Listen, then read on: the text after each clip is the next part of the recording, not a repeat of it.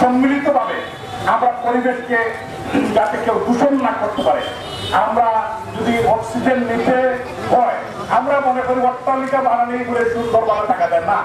একটি শহরের জন্য ইট পাথরের কাছে দিতে হবে। নদী কিন্তু একটি জীবন্ত সত্তা। আমরা বলি নদী আমাদের মায়ের মতো। এই নদী যদি ভালো না থাকে তাহলে আমরা ভালো থাকবো না। এবং এই যে সিলেট, গ্রিন সিলেটের কথা মাননীয় মেয়র যেটা বলেছেন, এই গ্রিন সিলেট